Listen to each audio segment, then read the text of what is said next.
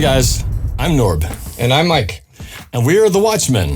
The men who watch. Because if it's on a screen, we're watching it, talking about it, and sharing our thoughts about it with all of you out there. Did you notice I kind of sang that? Well, that's because today's show is our top 5 musical films of all time. And these are musical films, right. Live action. Yes, this is one. Actually, when I was going through my list, I thought this would be super easy. And then it became really hard. I didn't realize how many musicals I had favorites of. This is a really challenging list to boil it down to 5. But well, and I can't wait to hear your 5 because I think I tend to be more into musical films than you. Not to say you're not into them. I just think that I have seen a few more. Yes, I believe you have. I know you have. I know you've seen some that I haven't seen. But when I'm into a musical film, I not only get into it, I usually pick up the soundtrack and I will play it in my car when I'm driving around and sing the songs and learn them because I love feeling that music and the way it all works in a musical film when you sing and perform. And so I have worked really hard on this list, and I am very proud of my top 5, including my honorable mentions, because it was hard for me because there are so many I like. Right. And yeah, they I'm couldn't sure all for make you it. It was really hard. But yes, it was hard for me as well. Not as much on the level as you are, but I have had some that I would listen outside, and which we'll get into, and it definitely has a big part of what makes up this list. So yeah, I can't wait to see if any are on our same ones. I would like to think there's at least 1, maybe 2. I always like to predict if we're going to have a couple on there, but I'm sure there'll be some surprises. There's one I would be shocked if it was not in our list, and maybe it's not in the same spot. But before we get into this, I want to talk briefly about one thing growing up. The reason I liked musical movies so much is as a budding filmmaker, I loved, and I think this is one reason I liked Steven Spielberg movies so much, is because he would always have the camera moving, whether it was on a dolly or a Steadicam or floating. And what I love about musical movies is the camera is, for the most part, always flying around. Because that, I think, heightens that feeling that they're trying to get to you when the song is happening and the actors are singing or performing. The moving camera just makes it more alive. And I've always liked moving cameras, and I think that's one reason musical films have always been one of my favorite types of movies.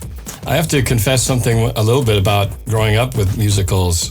To be honest, especially when it came to animated cartoons or animated features, I didn't like the musical parts. I actually wanted to skip it. Anytime there was because I liked the story part of it, and then when they busted out into a song, I was like, oh, let's get past the song so I want to get back to the story. That was actually how I reacted. That's an animated film, right? In an animated film. Usually musicals you kind of know you're in a musical realm, and by the time I was older, I was watching more of the live action stuff. So it was different. Well, and we agreed we would not include an animated film. Oh yeah, I'm just saying in general my experience when it came to musical scenes in features. That was how it was growing up, but that was very different. I didn't have an appreciation and love of music like I eventually later did in my older life. That's so funny, being that of the two of us, you're the real singer and I'm the closet singer.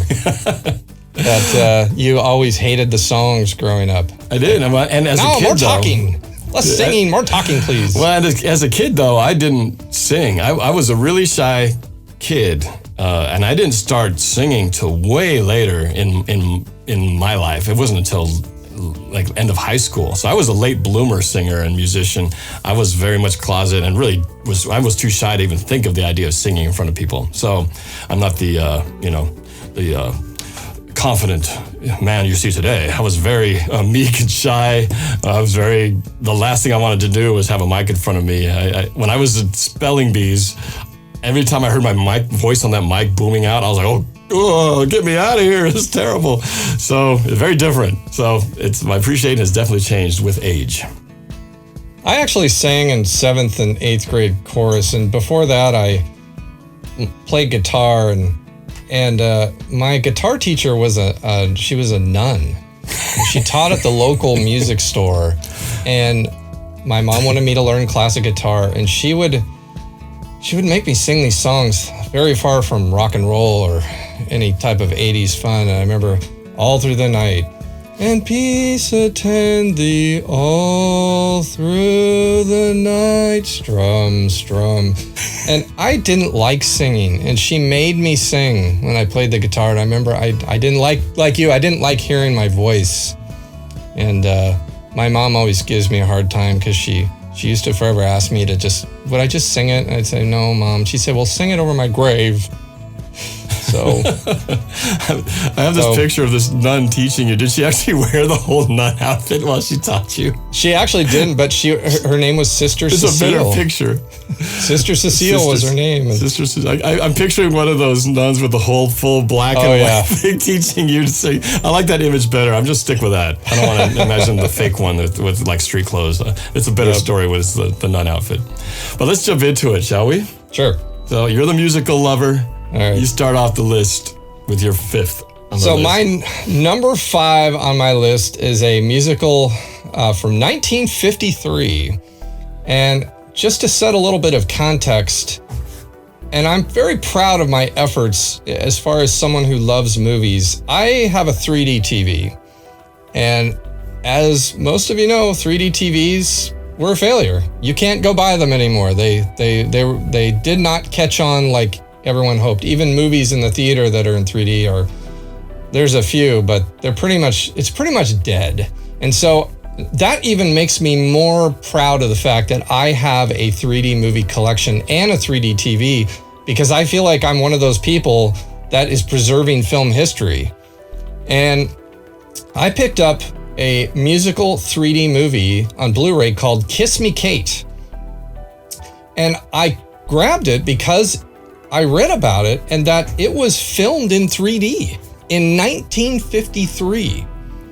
And of course, back then, they used the most cutting technology they could. But when you saw 3D movies, you still had to wear the red and blue glasses, and it was so. But what's really cool about Kiss Me Kate is they re-released it on Blu-ray, and they fixed all the 3D, and so you can see it in 3D better than it even looked back then.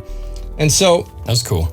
Kiss Me Kate, just for a little synopsis, inspired by The Taming of the Shrew, it tells the tale of musical theater actors Fred Graham and Lily Vanessy, who were once married and are now performing opposite each other in the roles of Petruchio and Catherine in a Broadway-bound musical version of William Shakespeare's play. And this is actually referred to as the very first 3D musical ever made. And as I was doing some additional research, this came out on October 15th, 1953. And apparently, Norb, on October 16th, 1953, another 3D musical was released called Those Redheads from Seattle. Oh, wow. Now that's a shocker. I don't know anything about that, but I am super curious about that film. I'm going to have to do some more research on that. The fact that it was also made in 3D and filmed back in 1953. So picking up this movie, when I watched it, I was blown away and mesmerized by the 3D side of it. I felt like I was transported back to a time where I wasn't alive.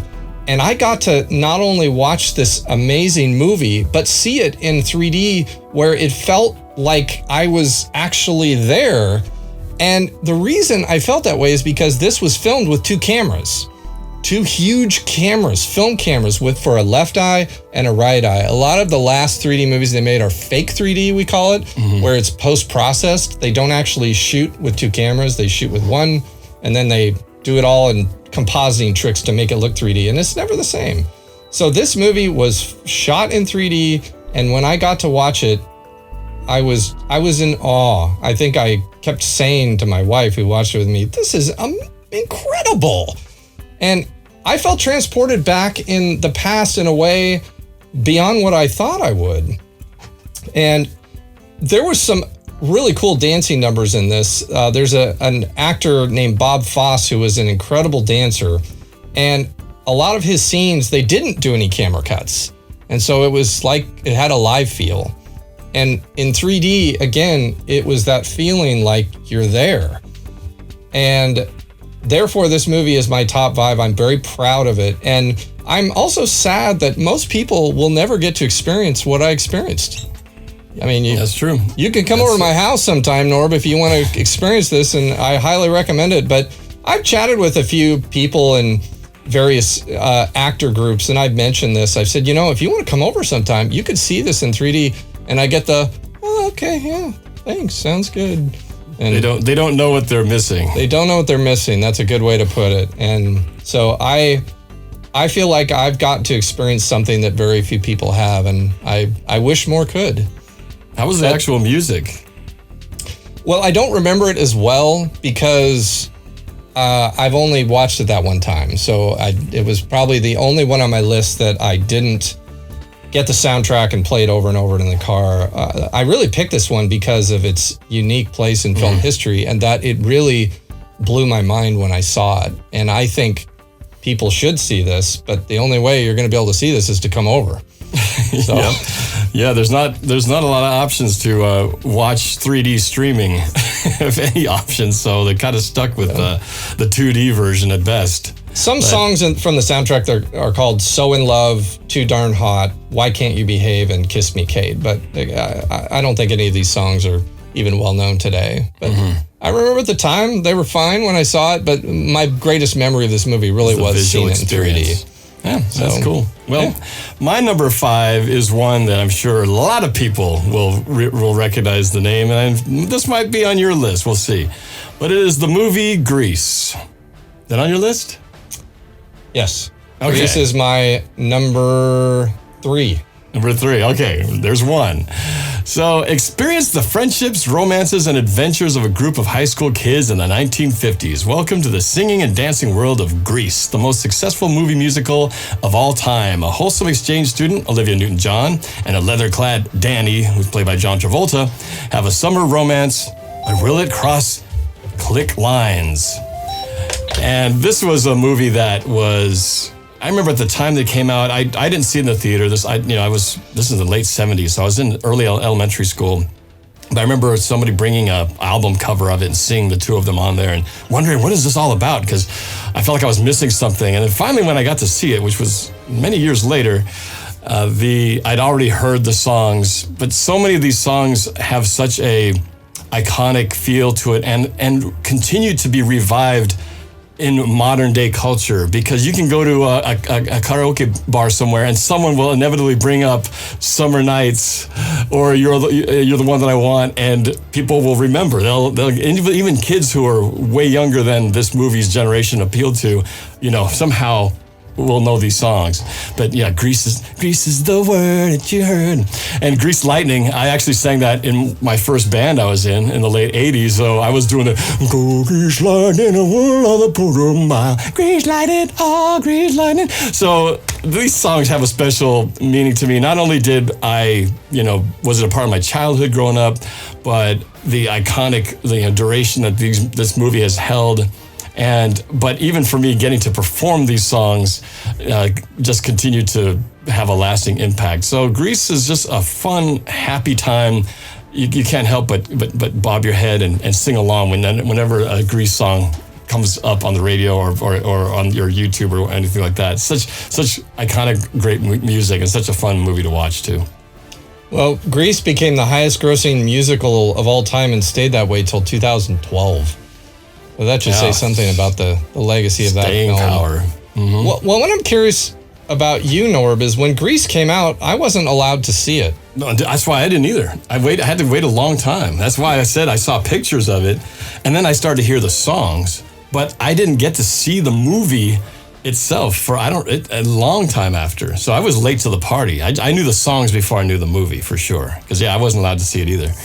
Well, when the movie came out, I did buy the record because all the kids were playing it at school. Right. And I mean, you were hearing Summer Nights all the time. So I bought the album and I would play it in my room. And of course, the number one song I played was Grease Lightning.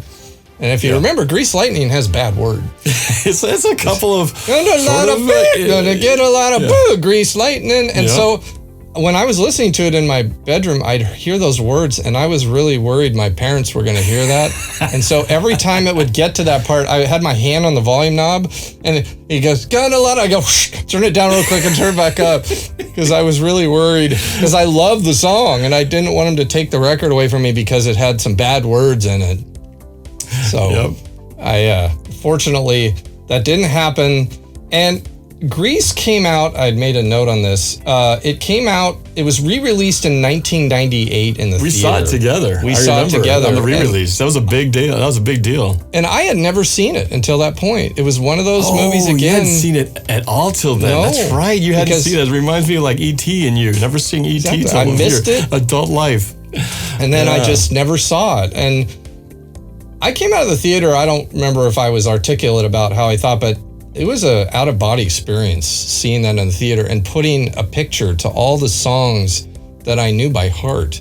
Was it a positive or was it anticlimactic? Very positive. I came out of the theater and I was in a way sad because I thought that movie was so great.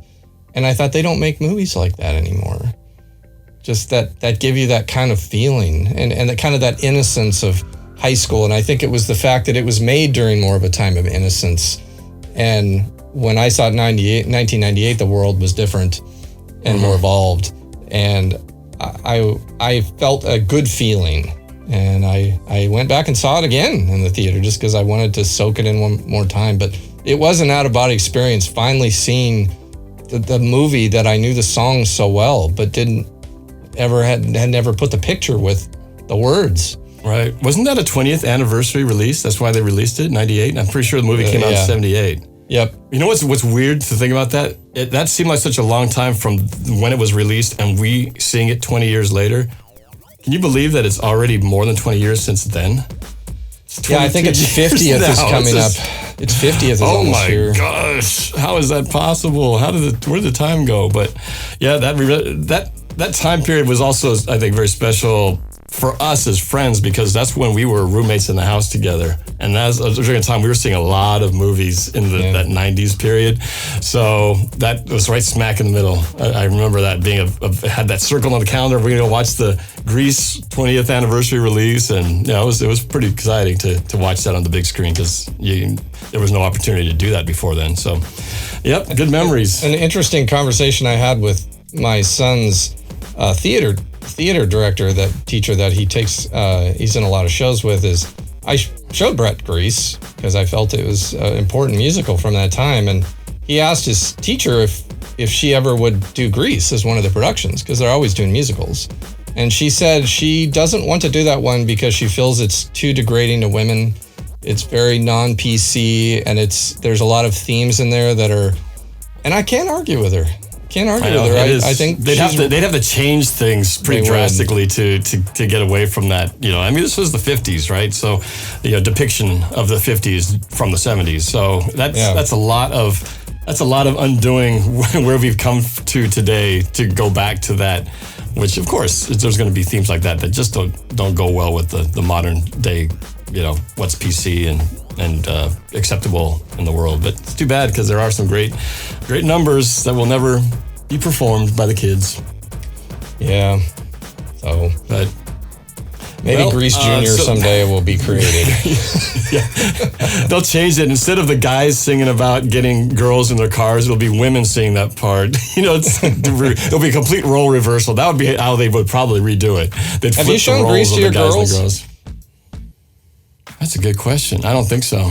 You think they'd be willing to watch it, or would Vanessa do the big old thumbs down, leave the room, boycott? So the first question you say, is this from olden days? Would be the first question. that right away I would say, well, 1978. Oh, I don't think I was mentioning about how these songs transcend generations and younger kids are into it. Mine, I don't think they know anything from this album. So they're probably not going to be like, oh, I like this song, So they, at this point, would have no connection or motivation to something that would make them want to see it. I'd have to tie them up and force them to watch the movie to get them to see it, which, I've done before. So, I'm not saying it wouldn't happen, but there's a bunch of other movies I'll probably get to before that one. But that is a good show. That is a good show. I'm glad we have it on our list. So that's going to bring me to my number 4. right? I can go number 4 Actually, now, right? I think it's my turn, right? Because I did 5, and you I did did 5, but then I did you 5, also then had, you did 5. No, I did 5. You did 5. I did we usually 5. go 5 me, 5 you, 4 me, 4 you. Oh, that's true. I guess that's true. So even though we had this movie on the same list, that's fine. You go ahead. You take the next one. All right. We so just you go skip my 4. number 3. When we get to my number 3, we just that's right. skip Okay, it over. go ahead. So unless you want to, when we get to my 4. number 3, just talk for about Grease for another 10 minutes or so. No, I think we're greased out. Greased out. So I like that. That's good. You're number 4. So my number 4, I have a lot to say about because this musical film means so much to me on so many ways, and also I have such a great appreciation for all the problems they had to deal with when it came to getting this film made, and also what has changed from today. But I have to sing a little bit from the song that ingrained in my head when it came out. It starts out with this guy on the motorcycle, and you got this bass riff. And it's Steve Martin. He says, when I was young, just a bad little kid, my mama noticed funny things I did, like shooting puppies with a BB gun. I'd poison guppies, and when I was done, I'd find a pussycat and bash in his head. And that's when my mama said, and then you say, what did she say? What did she say? She said, my boy, I think someday you'll find a way to make your natural tendencies pay. You'll be a dentist. Whack, the door goes up and then he punches this woman in the face. And that was part of the previews to Little Shop of Horrors from 1986. This is an American horror comedy musical film directed by Frank Oz, Grover and Yoda. It is a film adaptation of the off-Broadway musical comedy of the same name by composer Alan Menken and writer Howard Ashman, the famous duo that ended up doing Beauty and the Beast and The Little Mermaid and all the Disney films from the 90s. This, in turn, was based on the 1960 film The Little Shop of Horrors, directed by Roger Corman. It's about a geeky florist shop worker who finds out his Venus flytrap can speak. The film stars Rick Moranis, Ellen Greene, Vincent Gardenia, Steve Martin, and Levi Stubbs, who was from the musical group The Four Tops, as the voice of Audrey II. The film also featured special appearances by Jim Belushi, John Candy, Christopher Guest, and Bill Murray. It was produced by David Geffen through the Geffen Company and released by Warner Brothers on December 19th, 1986. I have a lot to talk about with this film, but Norb, was this film on your list? By the look on your face, no. It is not on my list. I did enjoy watching it when it came out, but no, it is not on my list. Why not? Why not? Not because it's not, I didn't like the movie, but there's so many other musicals that just had more of a special place for me. Okay. Nothing, no knock. Just I had others that had more. It just made its way to the top. So this movie had a $25 million budget. So cheap. And did you know that Martin Scorsese, I still say Martin Scorsese was originally going to direct this Spielberg production.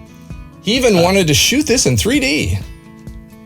But then a lawsuit was filed by the screenwriter from the black and white Little Shop of Horrors film, and it stalled production, so everybody moved on until they could work it out.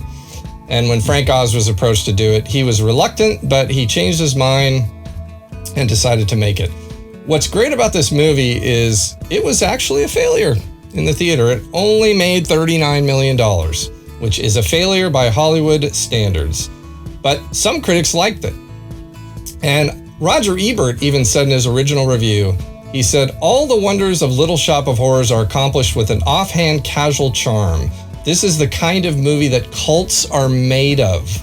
And after Little Shop finishes its first run, I wouldn't be at all surprised to see it develop as one of those movies that fans want to include in their lives.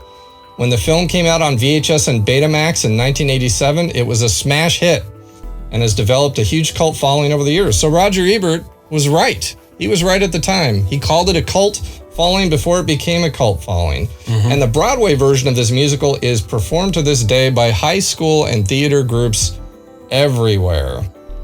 So the best part of this story, Norb, it's a story of how something that was lost is now found and better than ever. And as a filmmaker, you can appreciate this. When they made this movie, they had a 23-minute finale scene where the plants destroy New York. They grow so big, they destroy the city. And not only that, but they eat Seymour and Audrey. It's a bad, sad ending. The heroes die. So the heroes die and the plants destroy the city. That was how the musical ended. And they worked on this 23-minute sequence for a year of using all kinds of visual practical effects to have these plants blowing up buildings. And I want to make sure I get my information correct on this, so I'm just going to read my note. And this is, Frank Oz has talked at length about this, but they decided to show this to test audiences when it was pretty much complete. And Frank Oz, I'm quoting Frank, for every musical number, there was applause, meaning the crowd was into it during this test audience. Said they loved it. It was just fantastic. He said, until Rick and Ellen died. He said, and then the theater became a refrigerator, an icebox. It was awful, and the cards were just awful. The cards are what everyone in the theater fills out after the movie to talk about what they liked and didn't. Frank said you have to have a 55% recommend to really be released, and we got a 13%. He said it was a complete disaster. So he insisted on another test screening in LA, and David Geffen agreed, and they got the same negative reaction. And this is what I really like, is Frank said, so I learned a valuable lesson. In a stage play, you kill the leads and they come out for a bow. In a movie, they don't come out for a bow. They're dead. They're gone, and so the audience lost the people they loved, as opposed to the theater audience where they knew the two people who played Audrey and Seymour were still alive. They loved those people and they hated us for it. So they cut that entire 23-minute sequence from the movie and they reshot the ending where the plant dies and Audrey and Seymour save the day. That makes more sense, because when you were describing that ending, I was going, I think I saw this. I don't remember that scene. So now that makes more sense that never hit the light of day. But wow, talk about a change. So what is so cool is they re-released this movie to Blu-ray just in the last decade, and they restored that actual 23-minute sequence and put it in there. And I watched it, and I was not sure what to expect. I was anxious to see it, and it was really good. The effects, lots of, that shot overcranked stuff where they slow-mo the buildings blowing up as the plants are busting through them. And it's all to this song called Don't Feed the Plants, which is really the finale song. Don't feed the plants. So it's so I highly recommend you checking this out. And I was really hoping to be able to say you can only see this on physical media, but Amazon Prime, you have to pay for it, but it does have the director's cut. So you can see that restored ending. But what a great story about this film and the life it's had, from the problems that happened when they made it, how they had to change the ending, and then how today it's been restored for fans and cult followers everywhere. And one last little story about this movie is when I saw this in the theater in the 80s, I had a group of friends and about 8 of us went to a movie, and my one friend said, let's go see Little Shop of Horrors. And most everyone thought it was a horror movie. And a couple of the people in my group hate musicals. And so when they kick into the very first song, the two of my friends were leaning over in their seats and staring at my one friend, giving him the evil eyes, saying, I can't believe you made me spend my money for this piece of crap musical that I didn't want to see. And I always remember, and then the whole movie, every time the next song kicked in, they'd both lean over and just stare at him. And he's like going, I'm sorry, guys, I didn't. I think he knew. He just kind of did the movie ever win them over, or did they just not like it from the beginning to the end? I think they didn't like it from the beginning. Some people don't like musicals, so it was like me as a kid. Skip this music part. So the last technical thing I'll talk about, and I know you'll appreciate this, Norb, is the Audrey 2 puppet in the movie was designed by a man named Lyle Conway. And He was so huge, he had to be run by 60 puppeteers. But the biggest problem is they couldn't move his mouth fast enough to sing. It was just physically impossible. Yeah. So they came up with a trick where they filmed everything at 12 to 16 frames a second. And they used a harmonizer to slow down Levy's recordings to that speed. So that way he still sounded okay. He didn't sound weird. Like, you know, what happens when you pitch down. Exactly. Right. So they used a harmonizer to fix his voice so the actors wouldn't be weirded out by his weird distorted voice. Just a slower version with the same pitch. So they'd perform to this slow moving puppet with the slow song playing, and then they just sped it up to 24 frames a second in post, and then he's now talking fast, and they re-recorded the song to fit. And what a great solution to a huge problem. Nowadays, you know, it'd just be a CG plant, no issue. But back then, I mean, imagine this plant puppet with 60 puppeteers all trying to make it look like it was one cohesive thing. Wow. Yeah, that's cool. I know that back then, before they had digital solutions for everything, they had to find much more pioneering ways to solve those problems. But yeah, that's pretty cool. I don't have that kind of connection with this show. I didn't see it in the theater, and my memory of it was watching it on VHS in a very small TV, early days of college in the basement of our house when I first started going to college. 'Cause I don't even know where that came out in late 80s, right? Yeah, it was, I believe I said the exact year was 80. It was 86. 86. Okay, so that'd be right a little bit before college days. But yeah, just I remember the plant. That's about it. It was just one of those ones that was just kind of.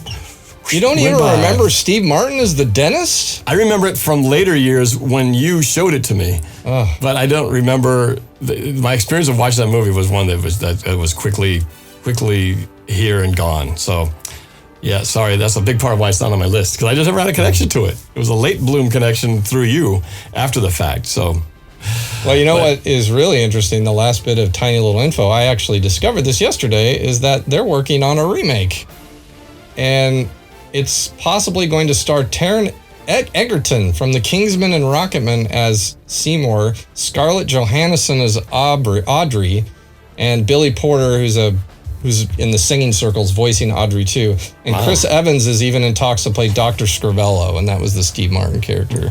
Wow, so, I didn't realize it was such a big thing that they'd actually remake it too. That's pretty cool. I believe it's because it has such a big cult following, but sadly you're not part of that cult. I'm not part of that cult. Nope, I never joined a cult.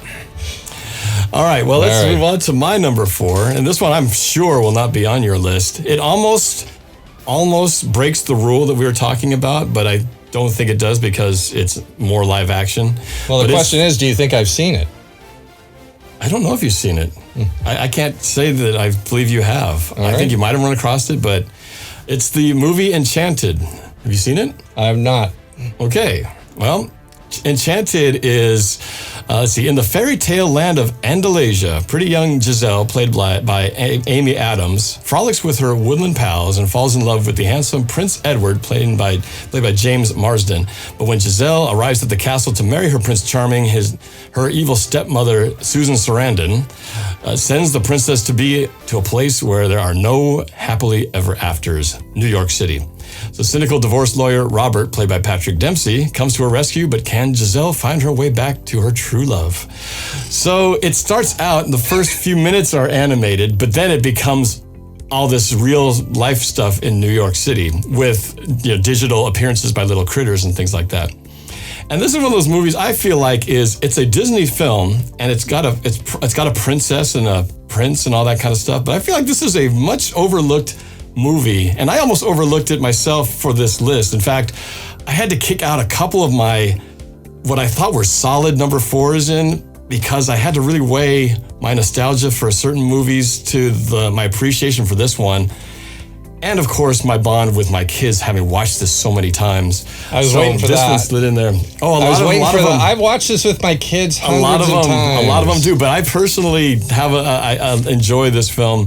It's one of the ones where, again, it's a Disney movie, and it has a Disney princess, but you will never see her in a parade.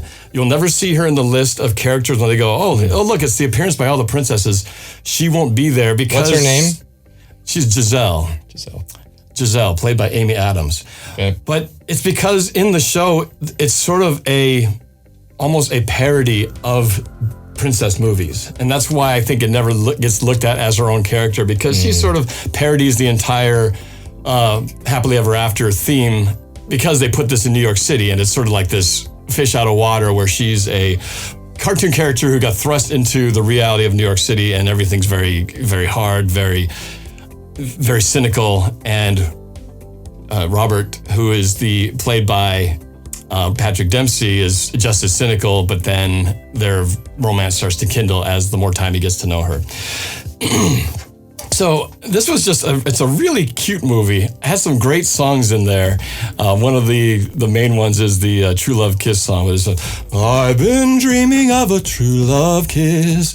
Na, na, da, da, da, da, come to miss. Da, da, da, da, da, da, da, da, da, da. Anyway, so there's several really good musical numbers in there. But and Susan Sarandon plays a really good evil queen.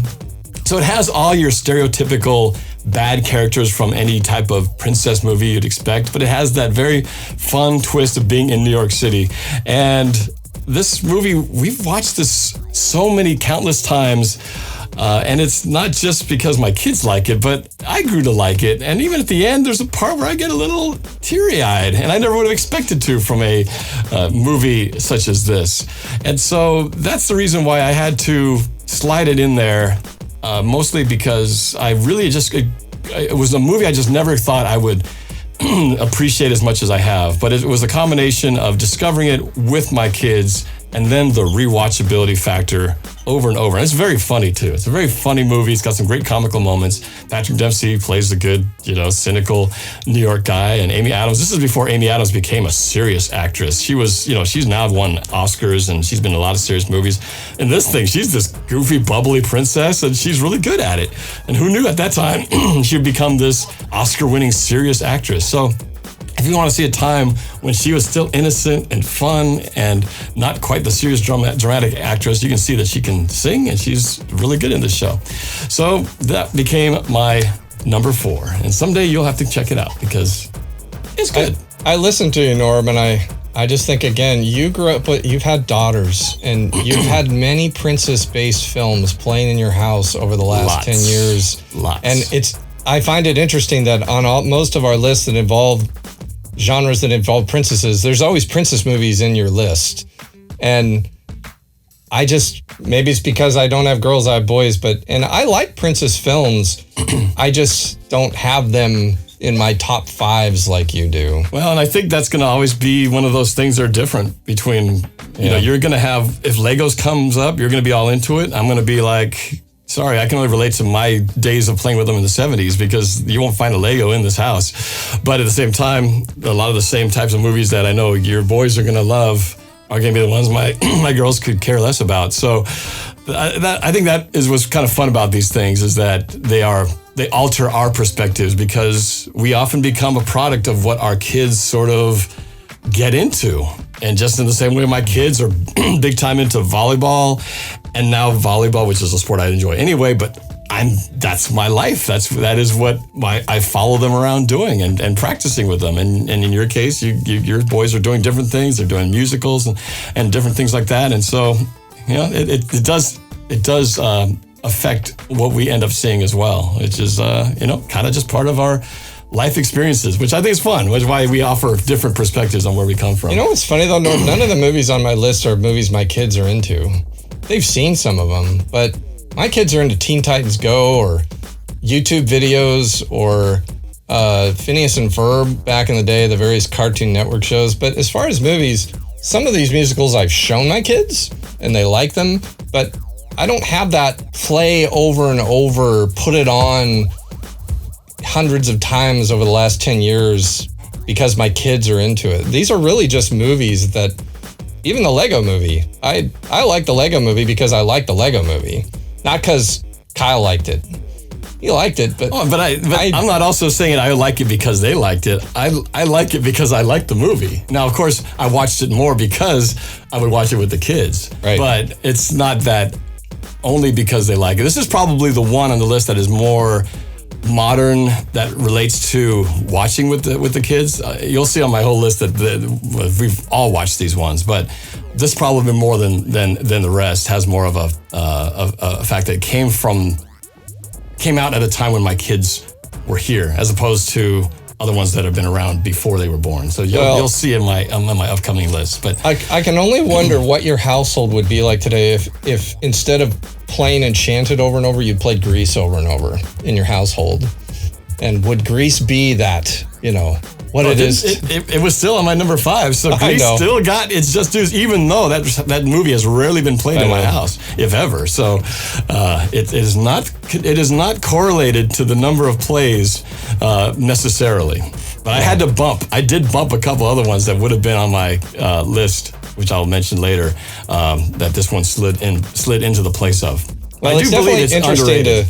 It's always interesting to talk about the psychology of when you have a family in your household, what gets played and what gets watched when there's your own little community of people there that you're all trying to please. And, obviously there's certain movies that your girls just refuse to watch, which is, I think, a travesty, but it's not your fault. You've just got some opinionated kids there. My boys are, if dad says, hey, let's watch a movie, they're like, great, what are we watching? Sounds good. They'll watch anything I play. But obviously your girls have established some rules. Well, I wouldn't put it that way. I would definitely say Sophie would watch anything I put up. Vanessa has a much stronger opinion about everything, which makes it her personality is that much more interesting. It's also often challenging, but when it comes to movies, she won't just say, oh, sounds good. She'll have an opinion on it, sometimes with credibility, sometimes misguided because she's not realizing what she's saying no to. But I must say that this recent development where we've been able to watch a lot more movies than we had in the past, just because of the time we're at home, they have seen much more of the movies that I don't think we ever would have gotten to, that we would have just not done because we would have had very little time for. So they have actually watched some of these movies, which I'm glad now they've gotten the cultural experience of seeing some of these favorites of movies from older times, whether it be the 80s or the 90s or the 2000s. And these are important films that they need to see. And I think, for the most part, it's gone over well. So it's worked out. So there's been benefits of being at home so much these last few weeks. So because my number 3 was your number 4, I believe, we skip me and go back to you again. Oh, back to me. I get to do more talking. For your number 3. Right. Okay. Now again, this is one where one could argue that there is skirting the line, because there are parts of this that do have a bit of but it is Robert not Kawili, pushing the boundaries, ladies and gentlemen, of the Watchmen Top 5 rulebook. Okay. That said, number 3 is the Disney classic Mary Poppins. Is that on your list? I think that counts. Yeah. I don't think you crossed the line there. It's not obviously not on your list. It's not on my list, and I couldn't put them all there. But did I like Mary Poppins? Of course. I know you like it. Yeah. All right, but for those of you who don't know the classic, here's the synopsis. When Jane, played by Karen Daughtris, and Michael, Matthew Garber, the children of the wealthy and uptight Banks family, are faced with the prospect of a new nanny, they are pleasantly surprised by the arrival of the magical Mary Poppins, played by Julie Andrews. Embarking on a series of fantastical adventures with Mary and her Cockney performer friend Bert, played by Dick Van Dyke, the siblings try to pass on some of their nanny's sunny attitude to their preoccupied parents, played by David Tomlinson and Glynis Johns. And this movie features some of classic Disney musical songs such as A Spoonful of Sugar. A spoonful of sugar makes the medicine go down. The medicine go down, medicine go down. And of course, supercalifragilisticexpialidocious. Gonna get that one out. Even though the sound of it is certainly quite atrocious. And then, of course, chim chimmery, chim chimmery, chim chimmery, chim chim charoo, something. Anyway, some of these songs I knew before I'd seen the actual film, because I had a little Disney album with a bunch of Disney songs. So I knew some of those songs before I saw the film. But upon seeing the film, this is a great spectacle, a great combination. Julie Andrews is such, at that time, such a great musical performer with a very angelic, light voice. And Dick Van Dyke is very funny in it, very multi-talented, a good dancer, a good vocalist. But I think what made that movie so memorable was, and this is the part where it pushes the envelope, are the parts where they bring the animation and interact with the live characters. And they just hadn't done a whole lot of that at that time, at least that I recall. But they had some really fanciful scenes where they would have long extended musical scenes where they would be interacting with a full cast of animated characters, singing, riding these merry-go-round horses down a track. And it was so amazing to watch this combination of live action with the hand-drawn animation all happening, before your eyes. And so that movie's always been a special place. My kids definitely have grew to like it, but I was already a fan of it before my kids watched it. And I know they made a sequel, which I never saw, and I know you're a fan of the sequel, or I don't know if it's a it is a sequel. It's considered a sequel, right? Yeah, the kids are grown up, and there's new problems. Yeah, it was really good. It's not on my list, but it was good. I enjoyed it. But I'm surprised you never saw the sequel. I just, I have not actually, speaking of sequels or remakes, I haven't seen a lot of the live action remakes. My kids have gone to see them, but I haven't seen them. Like, I haven't seen the live action Beauty and the Beast. I haven't seen the live action Cinderella. I haven't seen the live action, or I guess this is more of just a remake of Mary Poppins. But there's been a recent trend of a lot of remaking of older classics. And I don't know. I haven't gone out of my way to go watch them for whatever reason. And not a conscious decision. I just haven't done it. So, but when it comes to these classics, these are things that when they harken back to my childhood, and a lot of these are just the memories and the feelings, and the remembering these songs and being able to sing them when I was as young as being in elementary school. Some of that is such a big part of the experience, and this movie definitely fit into that category. Well, if you ever put together a montage of iconic images from various classic films, the shot of Dick Van Dyke dancing with the penguins, I think, is a must include for along the lines of what you were talking about. I would recommend to the listeners out there, if you like Dick Van Dyke and Mary Poppins, a lesser known musical that is a must watch. It's not on my list because I couldn't put them all there, but it's a musical called Bye Bye Birdie. And Dick Van Dyke has a part where he sings a song called Put on a Happy Face. So sad and lonely, put on a happy face. And he's very much like his character, Mary Poppins. And Dick Van Dyke is not the top star billing in that film. It's Anne Margaret, who kind of takes all the star billing for Bye Bye Birdie. But Dick Van Dyke has a nice little couple parts in there. So recommend checking that one out. I haven't seen it, so I'll have to put on my to-do watch list sometime. Yep. Anything else to say about Mary Poppins? That's pretty much it. I'm ready to hear your number two and to see. We got 2 more slots left, and I'm hoping there's at least one common one between us. Well, I certainly do not expect my number 2 to be on your list. I would. If I had $5 right now, I'd slap it on the table and say, I don't think my number 2 is on your list. Well, I doubt it too then. So, what is it? Well, it's a question of even how much I'm sure you've probably seen it, but if I were to say The Rain in Spain, what would you say?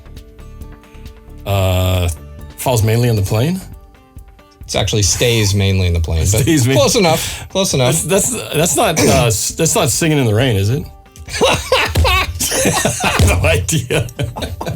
I don't know. It's Rain. Oh my That's my gosh. Guess. No, yes, I don't The know. Rain in Spain stays mainly on the plane is from Singing in the Rain, ladies and gentlemen. I haven't seen either of them. Whatever, this one and the other one. So I do not claim to be an expert, nor my very limited view is just what I've seen. Actually, I'm glad because that made for a very funny moment there. So my number 2 is My Fair Lady from 1964. Oh, okay. Starring Audrey Hepburn. I think you gave me a copy of this. What? I think you gave me a copy of this. And it might be sitting on my shelf, still shrink wrapped.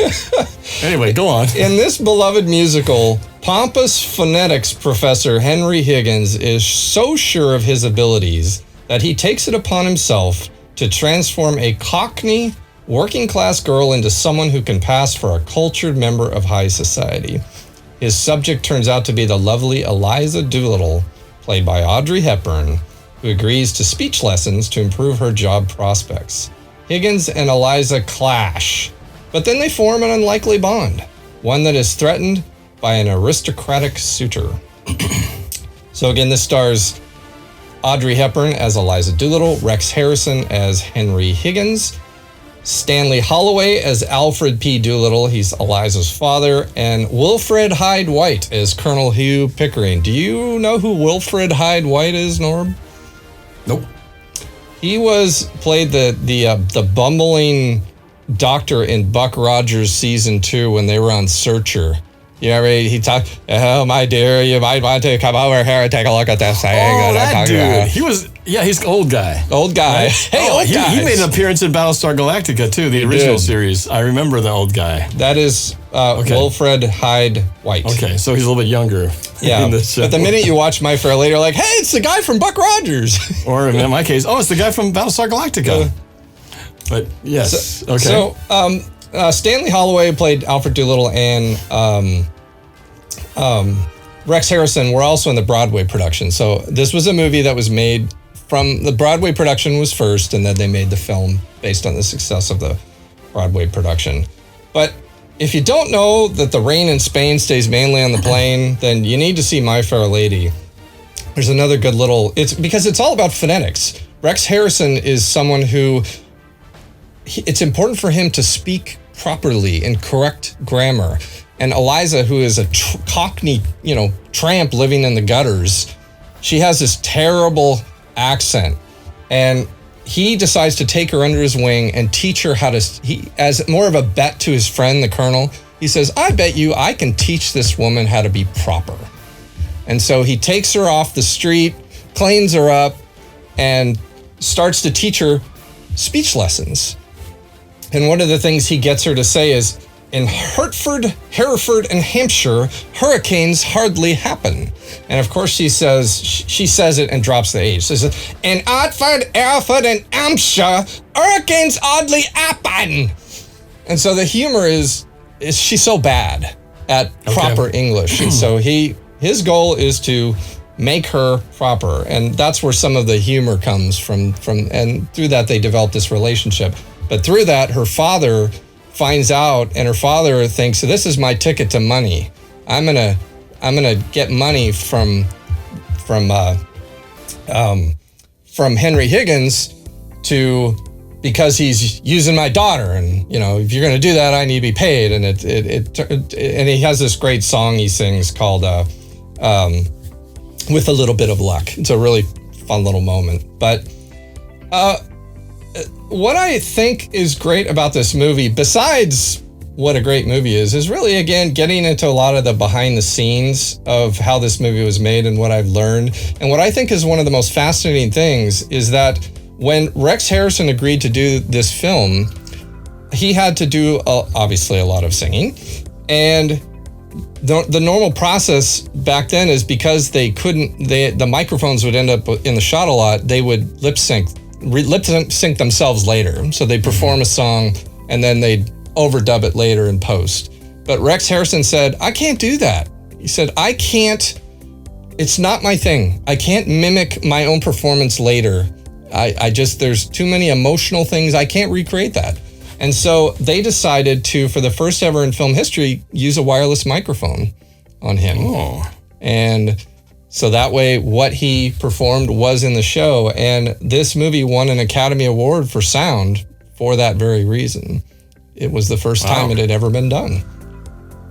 That's cool. So they had to develop a new wireless microphone system. Wireless mics were around, but they had to develop a new one to work for Rex Harrison. And so I thought that was really interesting. And I had not seen this when I was young. I saw this a little later in life. But I always remembered as a kid, we all watched Saturday Night Live, back in the 80s, a lot of times on Friday night. I'd occasionally catch it on TV. I didn't watch it religiously like Rob. But they had a scene with Ed Cott. I think it's Cott. She was a news person. And they did this sketch where they said, okay, Ed, I want you to sing after me. Iranians' pains come mainly from Khomeini. Khomeini was an Iranian dictator that was causing a lot of problems in the world. And so he repeated, and they'd say, Khomeini's reign is mainly based on pain. And that was totally a play on the rain in Spain stays mainly in the plane from My Fair Lady. And at the time, I didn't know it. But I thought that was very clever and funny that they referred to this old musical in a Saturday Night Live sketch. So the other thing about this film that I think you would find interesting, Norb, is there's a scene called I Could Have Danced All Night. And it's where Eliza and the suitor that is possibly going to mess things up, Freddie, are singing on the street. And it was determined when they made the movie that they were not good enough singers to pull off those songs, that and others. So they had other no-name, unknown singers sing for them.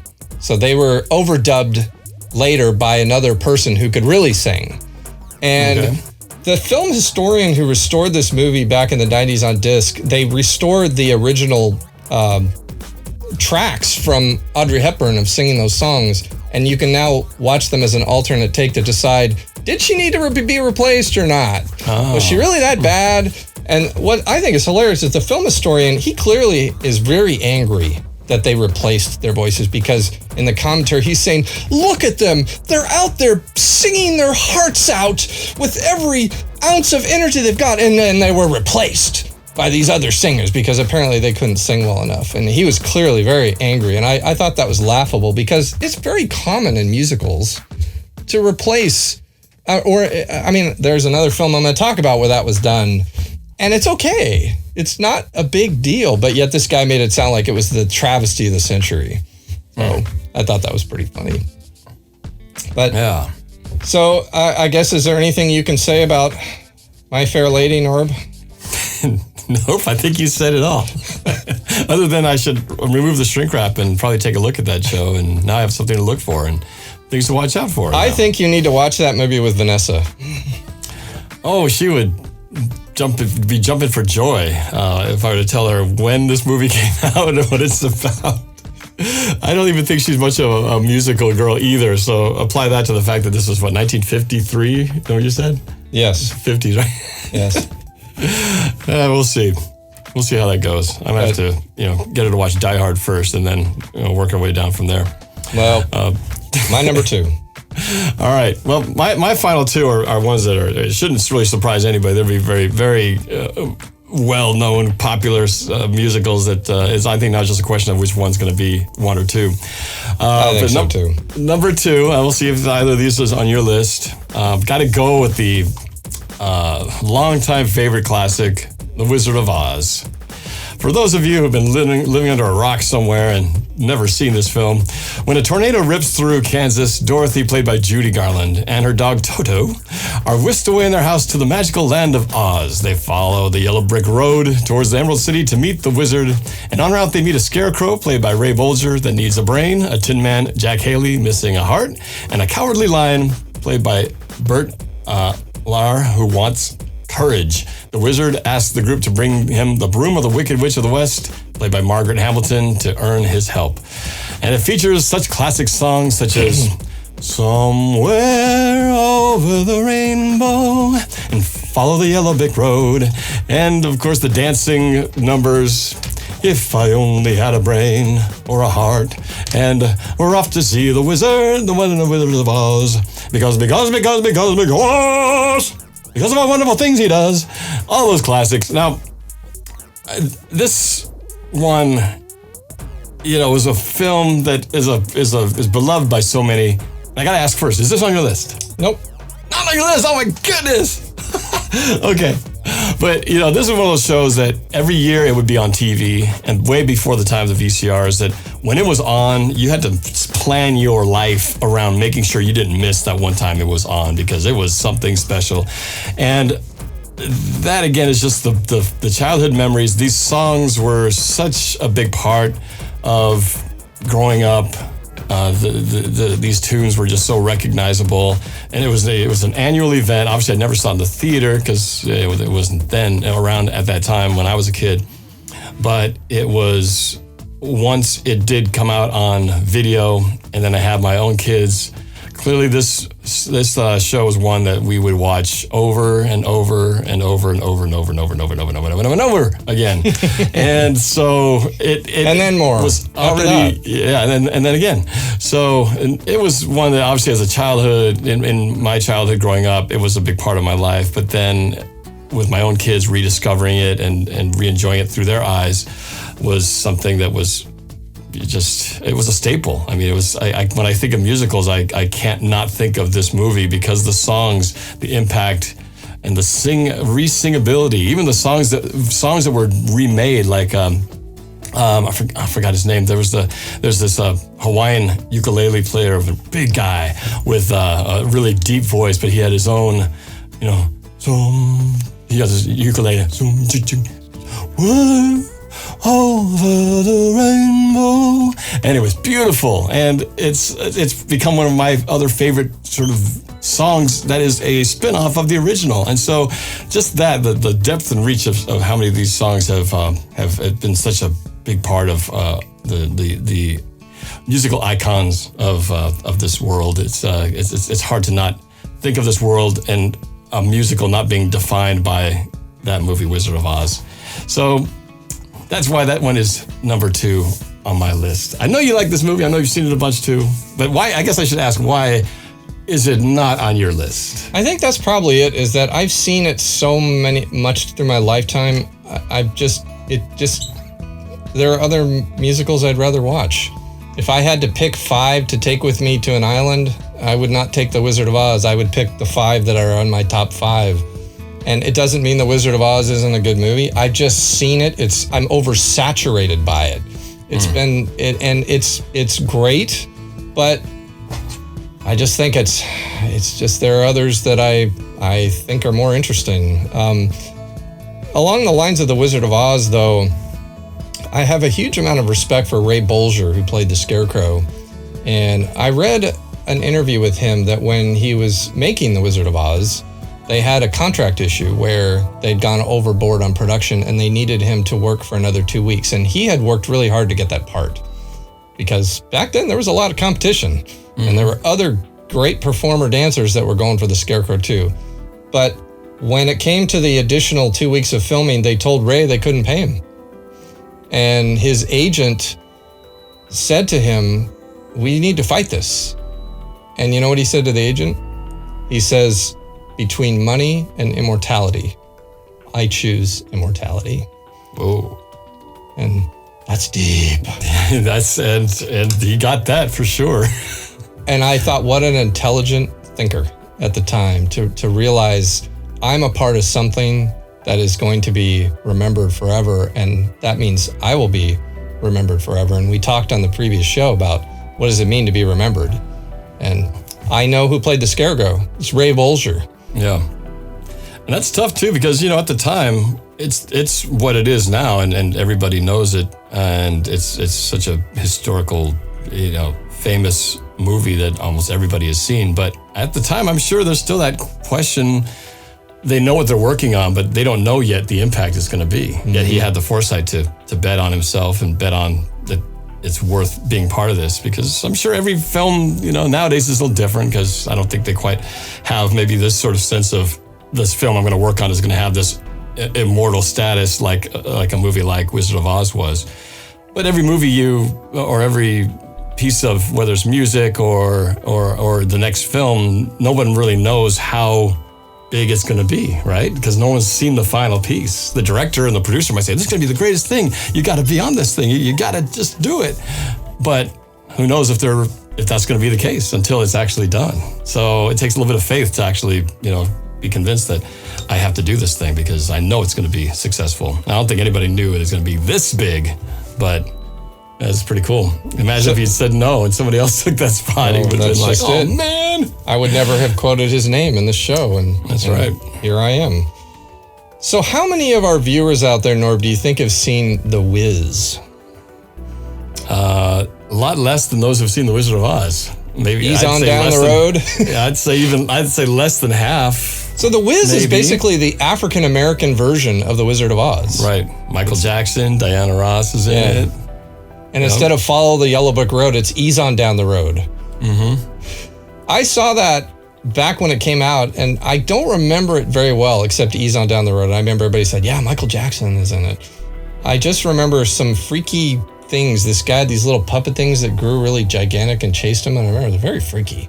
But I don't remember much about The Wiz. I've often thought I should see that again, just because at the time it was a big deal that they made that.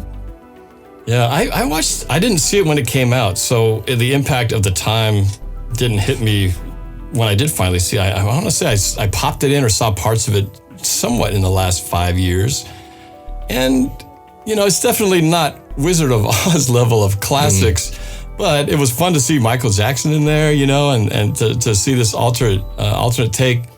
Ease on Down the Road definitely is the one song that kind of, that you remember from that, but it's worth a second look because it feels a little more dated, from the time that it came out. It's not like, an old classic like Wizard of Oz has that sort of timeless feel of just set in a period.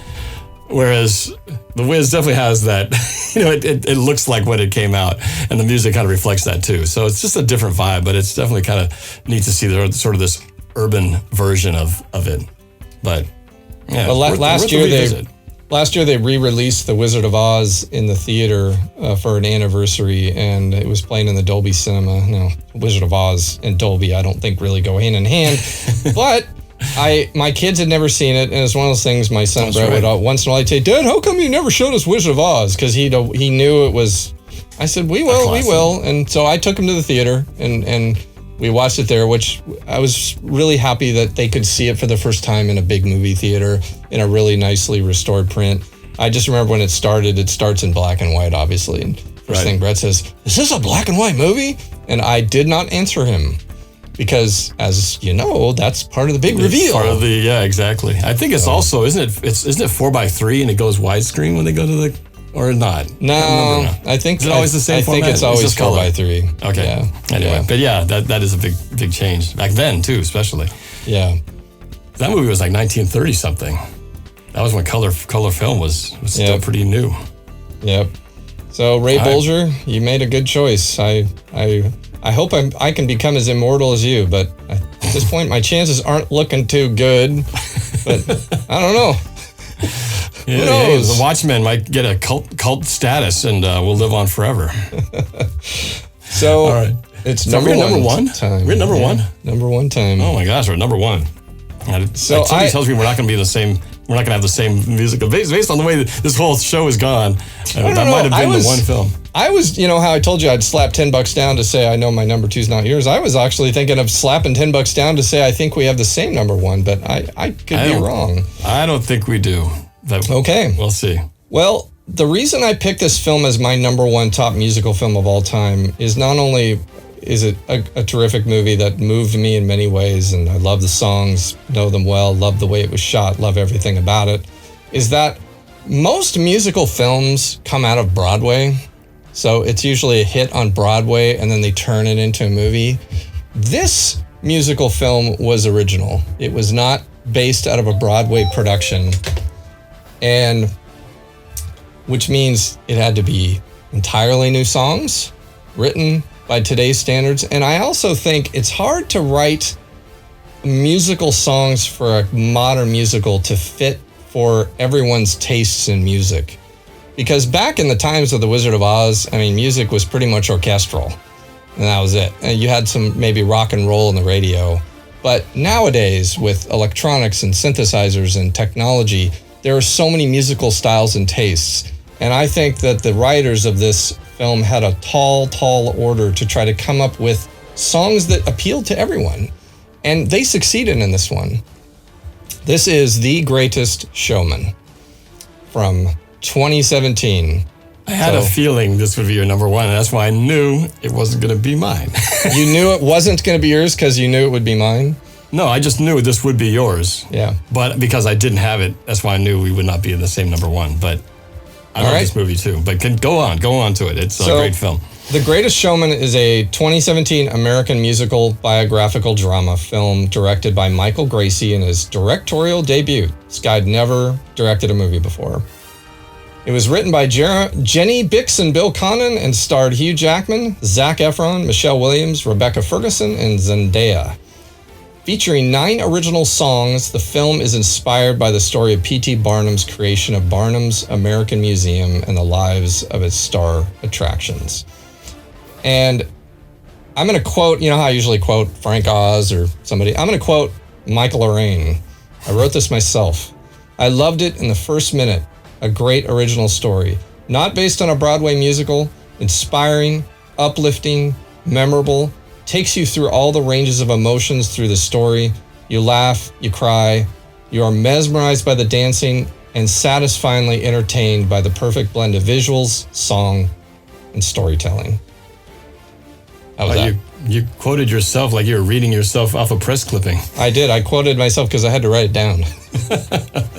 Wow, you had the foresight to have your review prepared so you can quote yourself for this day. I did. I quoted myself. You knew it was coming someday, years after you saw that film. This film had everything that works for me in a musical, from the camera movement to the visual effects to the songs.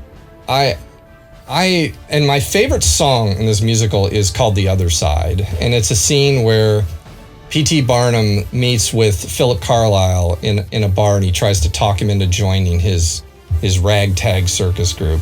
And their whole negotiation is done in a song. And they use shot glasses to make beats.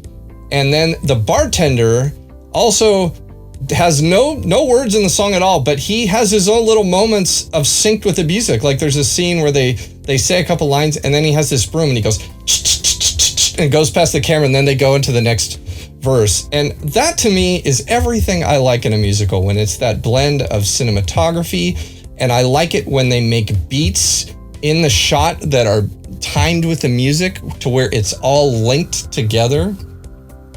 The Other Side is a song that I listen to over and over in the car, and I watch that scene often because I love everything about it. Again, what's great about this movie though is that they have so many different types of songs, from The Greatest Show, which is when I was in the theater, and the first thing is the credit opens up and you hear this beat and you're this whoa, don't, whoa, and right there I'm thinking, I am in for a ride and this is going to be great. And I was in, like Flynn, and it never let me down.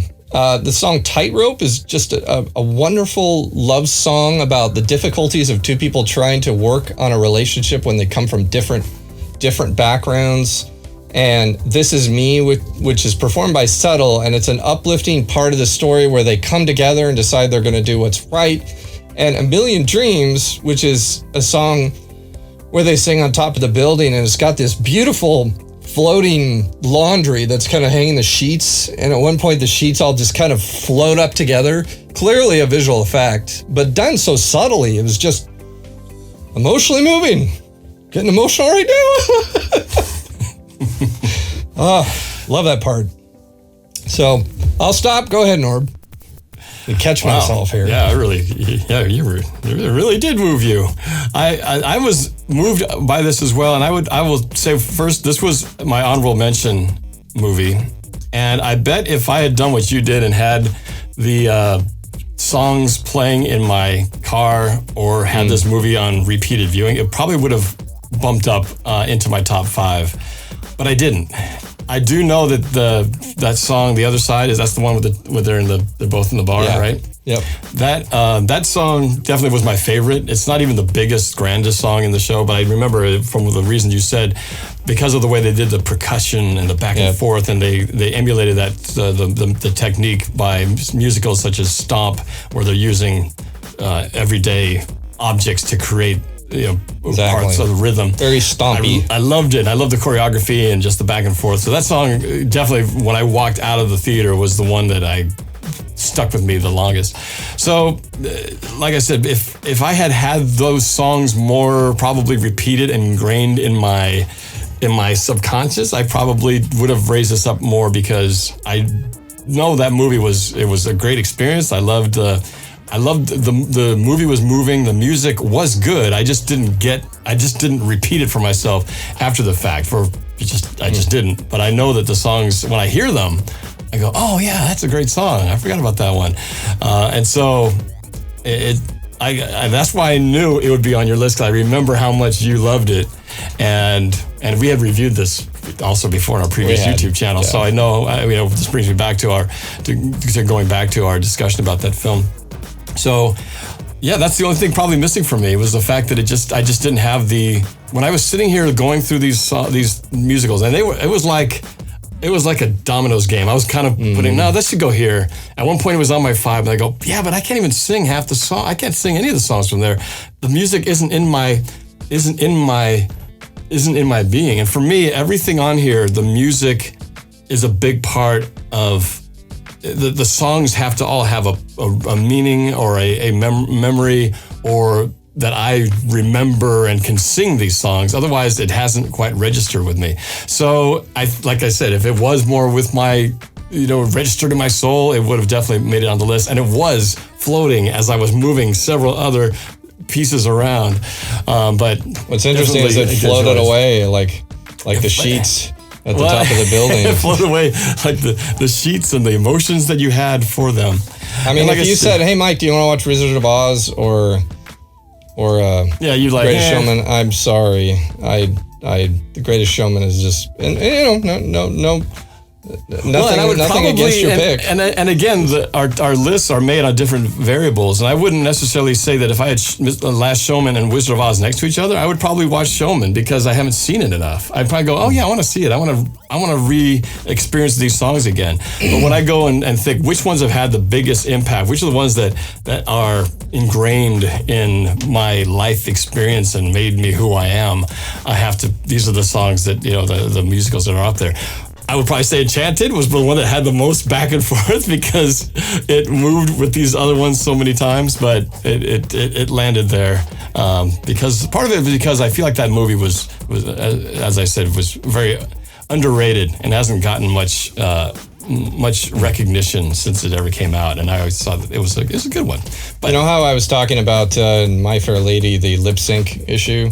In The Greatest Showman, one of the best songs is lip synced.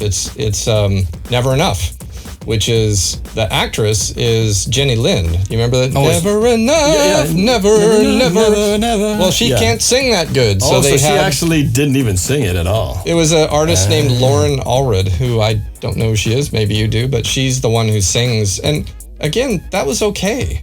No one feels offended. That doesn't bother you when you find out that they didn't sing it? Not at all. It didn't bother Jenny Lind. I'm sure she went, yeah, no problem. I can't hit those high notes. And I want this, I'm an actress. Being an actor, I'll do whatever I can to make this character work. And if that means have someone cover for me on the singing, I'll still be the one performing it. Yeah. Again, there's nothing wrong with that. And that's why I laugh so much about the guy who says it's a travesty that Audrey Hepburn's voice wasn't the one singing in a couple songs. So, but because he wanted to keep it real, y'all. They just want to keep it real in his mind. I guess so. But Greatest Showman, the only other little mention, I love movies with beats. And there's a part where he gets his girls to start advertising the circus, and they have this little section where they're hammering, and it's all on the beats. Dun, dun, dun, dun, dun. And again, it's stomp-like. And I like that. I wish more musicals would do things like that, because I've always been a proponent of blending music and visuals to where they're hooked together, to where they're not separated. We talk about Bridge on the River Kwai, we talk about the music and that, about how detached it was from what you're seeing. Sometimes. Mm-hmm. So this is the opposite of that, is completely attached. So The Greatest Showman brought me to emotion during the Watchmen show. And, that's kind of how it is with me. Sometimes they come out of nowhere, and I was visualizing that moment in the movie, and I guess that just hits it home as to why that is my number one. That's powerful. I don't think I'll be moved to tears, but I will bring up that this number one for me, I don't think any musical will ever topple this. Even no matter if the greatest musical ever comes out from this point on, this will always be my number one, and I'll explain why. And this is the movie The Sound of Music. And this is, again, Many of you probably have seen this and know the songs, but it is a tuneful, heartwarming story. It is based on the real-life story of the Von Trapp family singers, one of the world's best-known concert groups in the era immediately preceding World War II. Julie Andrews plays the role of Maria, the tomboyish postulant at an Austrian abbey who becomes a governess in the home of a widowed naval captain played by Christopher Plummer, with 7 children, and brings a new love of life and music into the home. Now, we all know this as a classic musical movie with songs. I mean, you probably never went through elementary school and didn't learn your basic elementary music class singing, oh, a deer, a female deer. I mean, it's kind of like required. It teaches you the basic notes of a major scale. But for me, this goes far beyond that. When I think of The Sound of Music, it actually takes me back to a time when I hadn't seen the movie, and before I even really knew what movies, musicals were, or even before my having much of a musical collection. The reason why is because my dad spent several years in Germany when he was in his 20s, and he came back with a reel-to-reel tape deck. You don't see these very often now, but they had the little spools, and you had the one spool supplying the one side, it ran it through here, and you had the other reel here, and it would flow through there.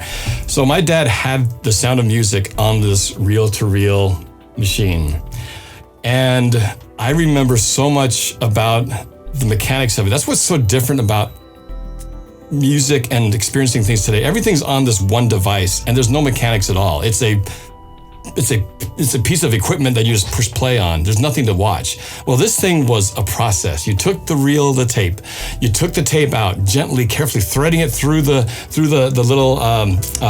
little rollers inside the part where the tape runs through the magnetism that reads the sound, out through the rollers on the other side, onto the take-up reel, and you wrap it around there and spool it. And then you catch it, make sure it's tight and it's working. And then once you know it's set, you push play, and then listen to the music. And the fidelity wasn't the best, but it didn't matter because I was transported to this place that I hadn't even seen yet. I hadn't even seen the movie yet, but all those songs in that soundtrack. And my dad would he had a voiceover where he introduced, and now this is the soundtrack of The Sound of Music. So we welcomed by my father's voice when he was very young, and then I would listen to these songs and could only imagine what was happening, to go with them. But that was so much of my exposure to this musical was through that tape, that reel-to-reel tape deck.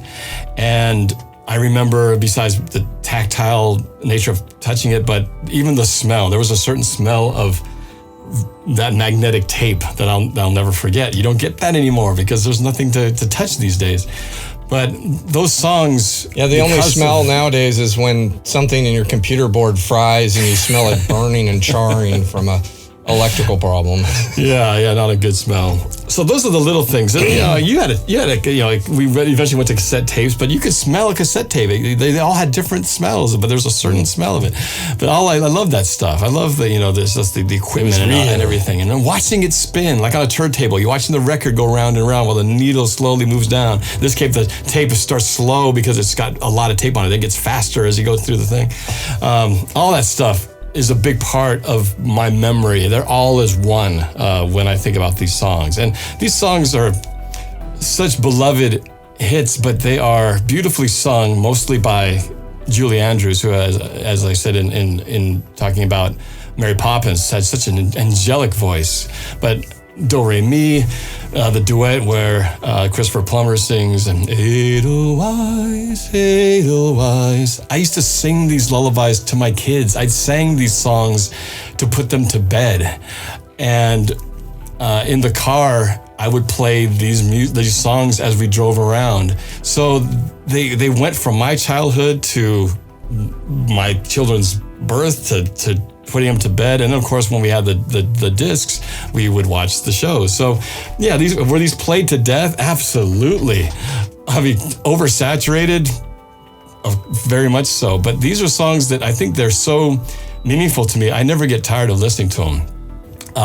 My favorite things, Ariana Grande actually stole some of the verses from that one.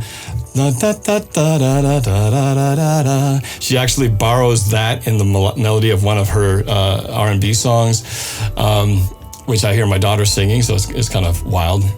But, then the other one's 16 going on 17. The hills are alive with the sound of music. How do you solve a problem like Maria?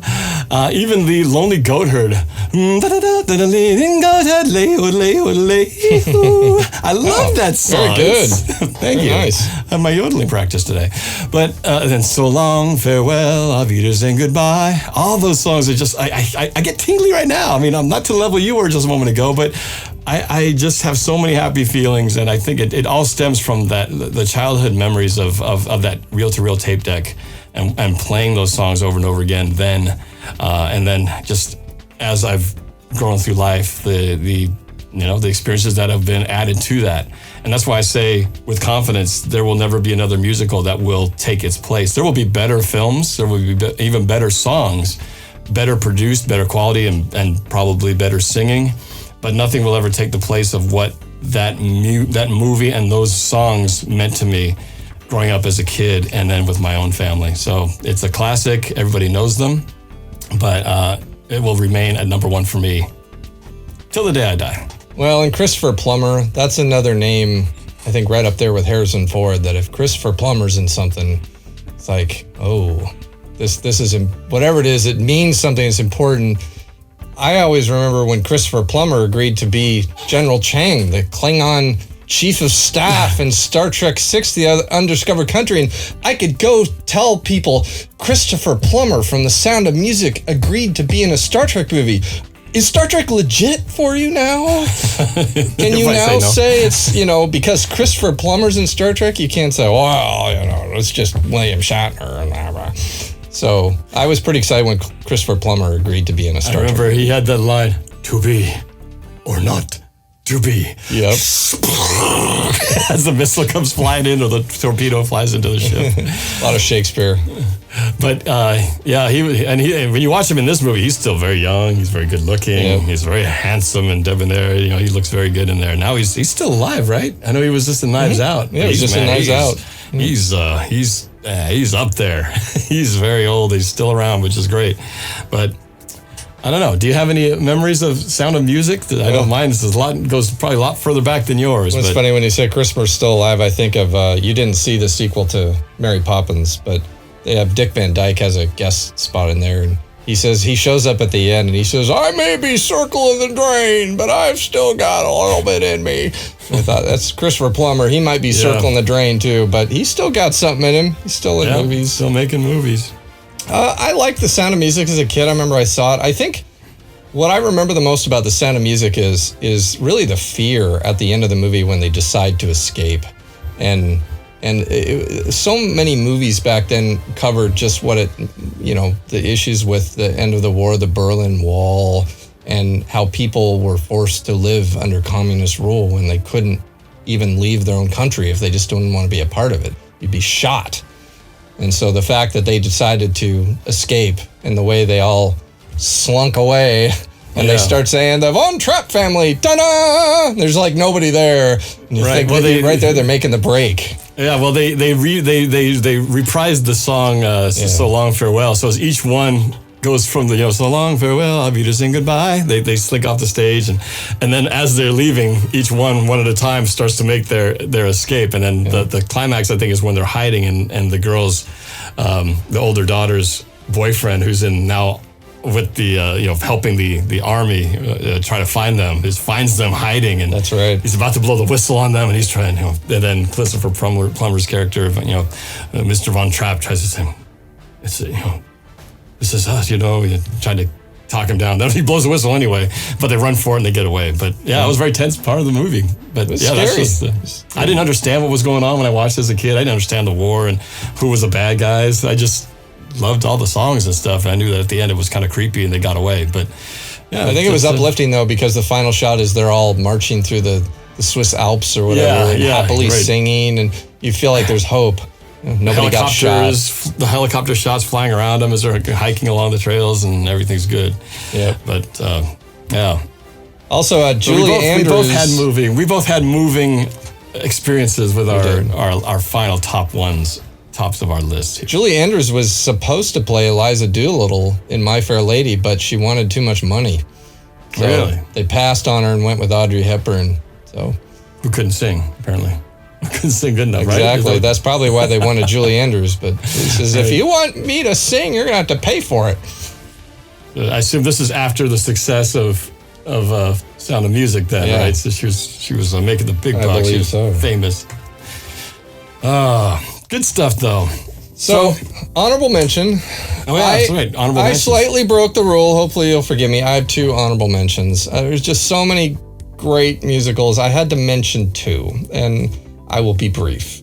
But my first honorable mention is Into the Woods, which was a movie that I was excited to see when I found out it was a musical, and I didn't know anything about it. But it really, Stephen Sondheim, who's well known for doing a lot of musicals, he is an incredible writer. And I am a real proponent of really cool rhymes in the way you write things, either in songs or whatever that might be. In fact, along the lines of rhyming, that's why I always liked The Grinch with Ron Howard's movie, where they're talking. Dr. Seuss uses rhymes quite a bit, and he says, and at one point Jim Carrey's Grinch says, "I'm speaking in rhymes," and so the narrator says, "But he had to do something now," and the Grinch says, "But how?" And he stops and goes, "I mean, in what way?" So he's trying to force himself not to rhyme. Right. And so just getting back to my love of good rhyming, and Stephen Sondheim, when I saw Into the Woods, there's a little moment where the girl is going to get some bread, and she says, "I sort of hate to ask it, but do you have a basket?" And I heard that and I thought that was really clever. And I thought, heard you say I that like before. this. I like this guy. I like this writer. And he also wrote a line where the prince says to Cinderella, he sings it. I can't do it justice, but he says, "Best to take the moment present as a present of the moment." How clever is that? How clever is that? poetic. That is just clever writing. So I really like Into the Woods, and Stephen Sondheim deserves some recognition on this show. My other honorable mention is Hairspray, which was from 2007, so it's not the first Hairspray musical, it's the second one, but I had not seen the first. And Is that I with decided, Travolta in it? Yeah, Remember Travolta plays the girl? plays Turnblad, Edna Turnblad. So in Hairspray, Nikki Blonsky plays Tracy Turnblad, and what's cool about this story is Nikki had never ever been in a musical, and she auditioned and she dreamed of being in a musical, and she was working at Cold Stone Creamery when she got the call that she got the part. So she truly was someone who was like Came most from people nowhere. came Yeah. from nowhere, and she That's got cool. the part. And John Travolta is so memorable and hilarious as playing Edna Turnblad, a huge woman. Michelle Pfeiffer plays Velma Von Tussle, the TV station manager. And James Marsden, who we know well, is a really, really funny Corny Collins. And Zac Efron, who is in my number one musical, The Greatest Showman, is also in the Hairspray remake, and his character is Link. He's the best-looking dancer in the Corny Collins show. I was mesmerized by the 70s style dancing and the outfits in a number called The Nicest Kids in Town. And what was cool about The Nicest Kids in Town is it's this 60s TV show, and they're all dancing, and it's really fun. I remember watching it. It's poppy. It's got great camera work. And then they have this line where Corny Collins says, "Nice white kids who like to lead the way, and once a month we have our Negro Day." And right away I thought, oh my gosh, this is bad. It's like this, and it was caught me so off guard. But then of course the movie gets into racial discrimination, and again, so much of life is we're all different and trying to learn to live with each other. And so this movie had a message, again, about harmony. And I always like any movie that's going to touch on that and try to take a positive spin on what it means to just learn to accept everybody for what they are. But that line, I came out of nowhere for me. And so when he said it, I was like, I had to sit up, and it made me a little uncomfortable. And so I'm thinking, I love this song. Wait a minute. Now I'm uncomfortable. I don't know if I should be liking this song. But then I realized that it was all leading into some good things that were going to happen later. So that's why I like Hairspray. It was great, but it caught me off guard. So I had 2 honorable mentions, so thanks for letting me break the rule a little bit there. All right. Well, I did say earlier that I made Greatest Showman my honorable mention, but I will follow what you did and have to mention one of the other ones, because this was one of those. I opened the door for you. Bounce back and forth. But I gotta shout out Willy Wonka and the Chocolate Factory. This is another one that was watched many, many times in our house, and it's such a fun movie to watch. We just watched, I think it was just on recently, or actually Vanessa decided she wanted to pop it in and we watched it. I think she had chocolate on her mind. So she decided, let's watch Willy Wonka and the Chocolate Factory. Chocolate! Yeah. But shoot, what's the name of the guy who's the main actor in there? In The Greatest Showman? No. Gene Wilder. Gene Wilder. Yeah. So funny as the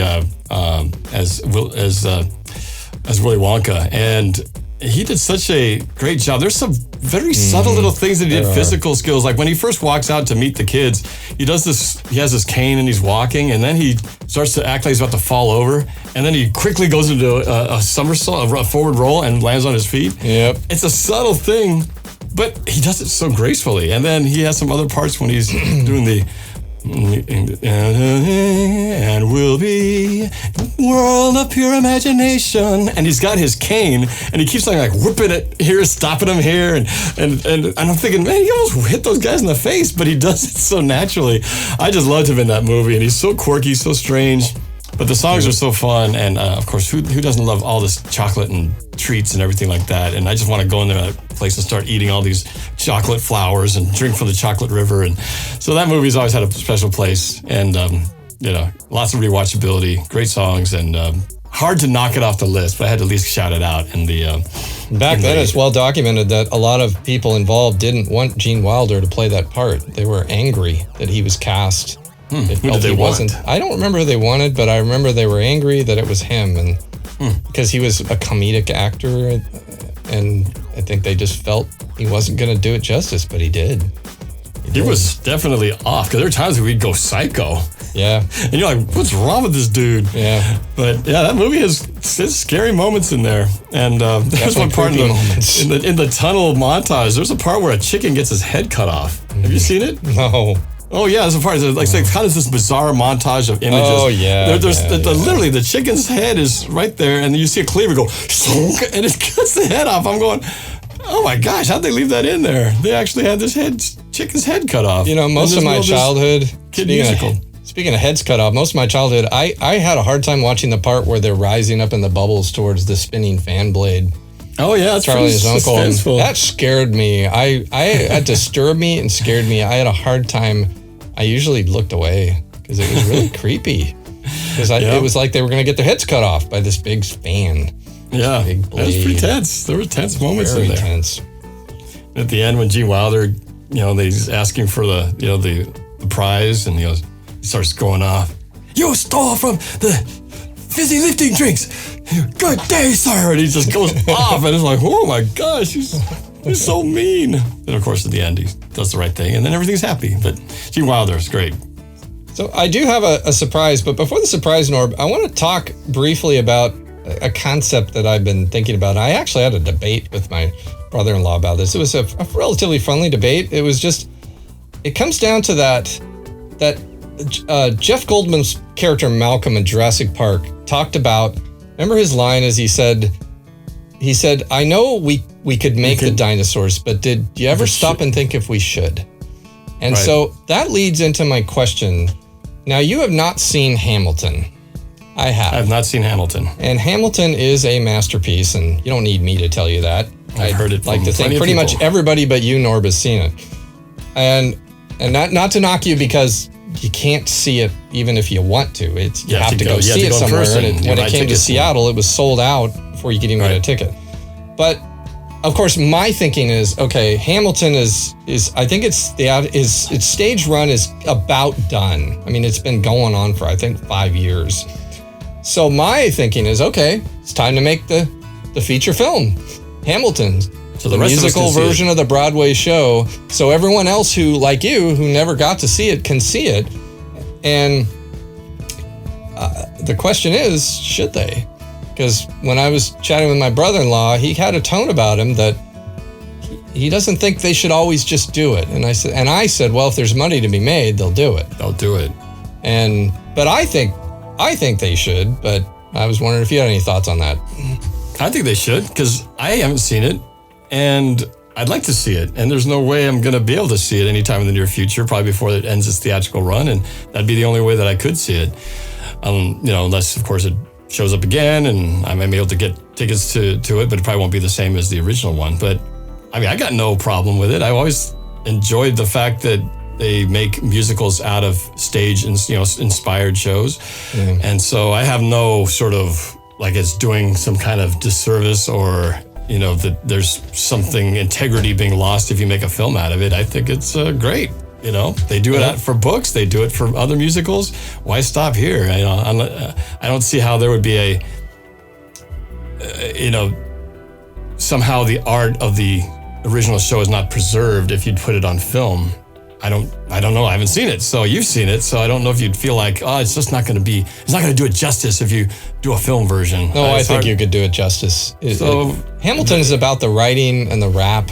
Right. And the creativity in the writing. Lin-Manuel Miranda, he created a masterpiece and he worked on it for years. I mean, and if he played Alexander Hamilton like he did in Broadway, if he played it in the film, I mean, it would make millions, maybe even billions.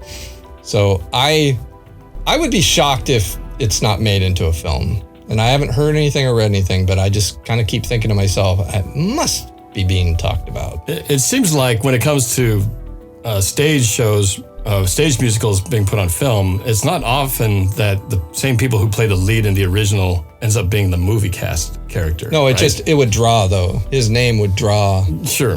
It's like Harrison Ford. I mean, got the guy. Yeah. Everyone knows who he is. So it is interesting though that in most musicals they rarely have the person whoever starred in the original is actually the one in the show. I would like to know how many have actually been done that way, because usually they don't. And he may not. That would be probably You're one right. exception. Maybe it might be Hamilton with Harrison Ford as Alexander Hamilton.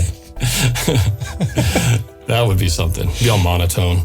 But anyway, yeah, I'm all for it. Sign me up. I hope they do. That way I can stream it and not have to pay anything. Just kidding. All right, so my surprise, keeping it simple. It's the Little Shop of Horrors Blu-ray that has the now famous director's edition, where they've added all the extra stuff. I like this disc. I always like when you can get a disc and they actually have pictures from the movie. I enjoy that very much, and there's some reading you can do about details of the movie. What's neat about this too, it does have a special letter from Frank Oz. And I'm just going to read one little paragraph, again, talking about, because Norb, I know you can appreciate what it means to have to cut a scene, and especially something that you'd worked on for a year. But Frank said, in a phone call that I dreaded making, I had to tell Richard Conway, who supervised the model unit, that his masterful homemade special effects work in the final scenes had to be completely cut from the movie. It was a painful decision for all of us. For Richard and his talented team who had worked on it for almost a year, it was devastating. I then had to return to London with the main cast and crew and shoot a new ending which Seymour kills the plant and he and Audrey live happily ever after. The color footage and storyline of the extraordinary ending with the plant taking over the world would be lost forever. So we thought. Oh, I just think it's wonderful, the story behind this film, that they were able to restore this ending. And it is a doozy. I was usually when they add back deleted scenes and stuff, it's like, okay, I can see why they cut that out. But you watch this, like, wow. Yeah, it's a deleted ending. Yeah. So yeah, that's pretty major. Well, this was a long show. I think we may have beat the football one. I've got about an hour and 41 minutes on my timer. So if you're still listening or watching, hats off to you, because you have some extremely patience and forgiving. So thank you for sticking all the way to the end of the show.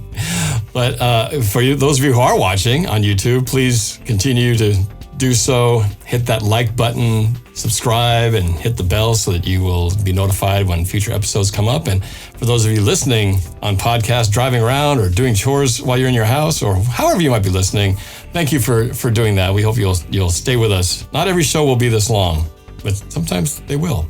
And if you made it through this one, you can handle anything. So we enjoyed being able to go down this trip of memory lane for you. And that's it. I'm Norb. And I'm Mike. And we are The Watchmen. Thanks for watching. We'll see you next time. Thanks for watching The Watchmen. Please click on here to watch other episodes and be sure to hit that like button too. And please subscribe and hit that notification bell. That way you'll always be alerted to any future episodes. It really helps us out and we appreciate it. We'll see you next time. And remember, we'll be watching.